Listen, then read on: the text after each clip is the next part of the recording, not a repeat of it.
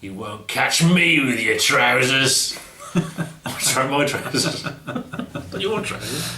Why would I have your trousers? I don't know what that means.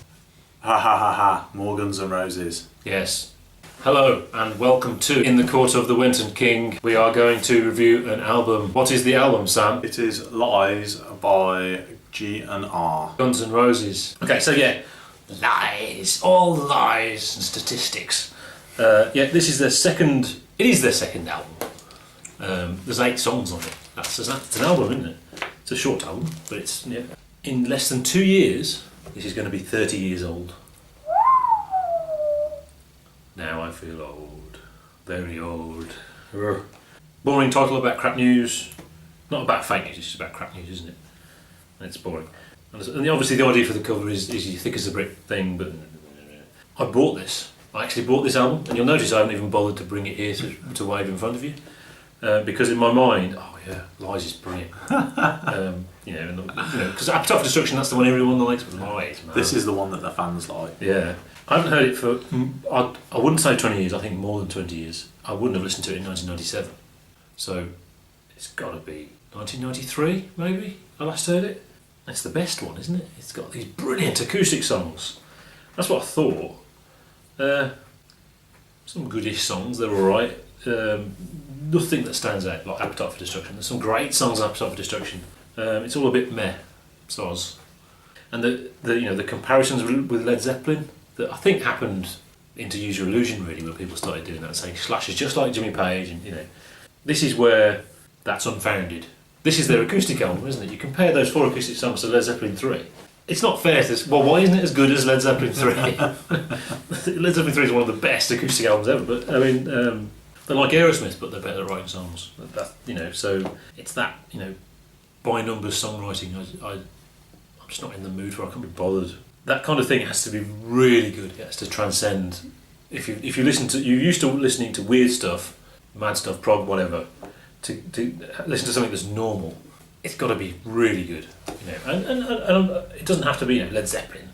I mean, as I've got older, there's bands that I would have never touched who I've gone back to and thought, actually, I mean, early Foreigner, they're good. I think that's really good. And when I discovered Heart, early Heart, 70s Heart, not 80s Heart, obviously. They're brilliant, and even Toto are actually really good. So but this stuff, it's all right. Yeah, it is essentially 2 EPs, isn't it? I'll tell you a listening experience now and then. When I first listened, it is skip, skip, skip, skip. Oh, this is all right. Yeah, we'll get about halfway through. Yeah, that was all right. Then skip it. This is mildly amusing. Skip. Yeah. I've heard this song before. Skip. Yeah, it's the same song again. Oh, what's this? Yeah, and why make the first 4 songs have live audience stuff added to it? It's not real. It's not actually live. But I mean, to be fair, that's because they've got such a they sound very live. It's like I said last week. I think a lot of that is partially very much Slash, but partially very much the drummer as well. They just sound live. So they pretended it was live. Obviously, I think recording the album came after a particularly long tour. Yes. Axl Rose said he regrets the sound of his voice on the album because it was kind of raspy because he'd been touring so much. He always sounds like that. I didn't get that. Very, very peculiar. In his mind, he goes, oh, normally. It is amazing. I mean, you look at the reviews at the time, and they're all really, really positive. Yes. And you actually put it on, and you realise just how kind of average it was. At the time, I did think the acoustic side of things was good. Yeah. I hadn't listened to a great deal. Yeah, that was what I was thinking. The first stuff would be alright, but it was the acoustic stuff that was going to be brilliant. I didn't. Yeah. Patience is like the best song ever, isn't it? Yeah. Yeah, it's pretty average.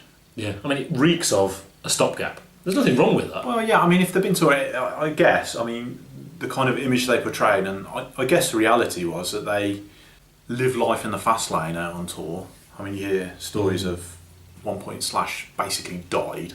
And they really pushed the boat out. Yeah. I don't think there's much time for writing out on the road. Yes. So whereas Led Zeppelin would go around and record the next great album while they're And they had the power to say, no, we're not doing it yet. We're going to go away and do it. And, So they've probably come off, got absolutely nothing. Yeah, and just the record company's saying, well, you've got to have another album now. Yeah. So we'll release this EP and add some songs on the end and call it something new. Yeah. It's a pretty cynical thing to do. But I mean, 4.5 by Stephen Wilson. That's technically the same principle, isn't it? It's a stopper. Like I said, there's nothing wrong with doing that. But now we go back to it, and it's not album 1.5. It is album number 2. Yeah. And I'm really it was only like £6 or something. I wish I'd not bought it, because I'll probably never put it on again. Yeah, but it had a naked lady on the inlay. It did, and it got censored, and there's all sorts of different versions of the cover with different amounts of censorship. Very clever. Yeah. Good bit of marketing. I mean, there is also the fact that it seemed that recording an album for Guns N' Roses was quite an arduous task, and got more and more arduous as they went on. Yeah. Till it came to the point where they couldn't actually record an album. So maybe it's quite smart to just have 4 kind of acoustic-y songs, just to bridge the gap, basically. Keep the interest up. I mean, I said Aerosmith last week, and I didn't know one of the songs actually on the Live Like a Suicide EP is actually an Aerosmith song from their first album, from Rocks. Is it Rocks? Or perhaps that's the second album. Whatever their first album was. So yeah, they are like Aerosmith. But yeah, the first 4 tracks do nothing for me. I mean, they're just there, and the sound of Guns N' Roses is there, and yeah, great. I can't remember any of the songs now. I'll just listen to it. This is a song about your mama. Cowbell. It's very difficult to care about all the controversy, because it's obviously contrived controversy, isn't it? Oh, if you say that, then everyone will say, "Whoa, you shouldn't say that." Yeah, because I'm nice, and I can, If you used bad words and there was some sort of artistic statement in it, that would be different. It's just headline grabbing. I mean, and the cover gives that away, doesn't it? That it's we're so rebellious. Look at us, the most dangerous band in the world. I mean, it could be that Axl Rose is actually sort of like a Roger Waters type figure. He's so angry. No, he went for control, didn't he, and stuff like that, and sort of controlled the direction of the music. But he's so inscrutable, really. I mean, the lifestyle that they portrayed is a fairly typical. It's also almost Mythiopia, if you know what I mean. It's the Rolling Stones parody. I have absolutely no grasp on what Axl Rose is really. Yeah, he could be quite a deep and.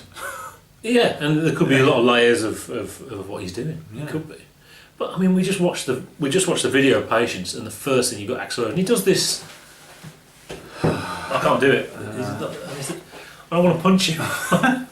You think, God, but he wrote all these great songs, and he is a lot of them wrote, but he is the biggest writer of the band, isn't he? Yeah. Although actually, I think Izzy wrote the best song on this album, as it happens. Used to Love Her is about his dog or something like that. That's what Slash said. Yeah. I mean, I think what Used to Love Her. I mean, years ago I just heard it and think that's funny, and maybe there's it's making light of domestic violence, but on the cover it says it's just a joke. Come on, it's just and I think was it Izzy said he heard the song on the radio and it was this other song, someone whining about his woman had treated him badly. Oh yeah. And it's a parody of that, but we don't know what song it is. But then Slash said it's about Axl's dog. It's just I think it is funny. I'm not, we're not going to sit here and complain and expect that rock music shouldn't be extreme or any of that stuff, should it? And there it is. It's good. And black humour, yeah, good. Nothing wrong with that. Nothing at all. No. If it was better, that would help. And yet there's nothing wrong with it. There isn't anything wrong with any of it. Not really. Yeah, You're Crazy. This is apparently its original, as it was originally intended, and then it was rocked up for Appetite. So they just re-recorded it again because they don't have any songs.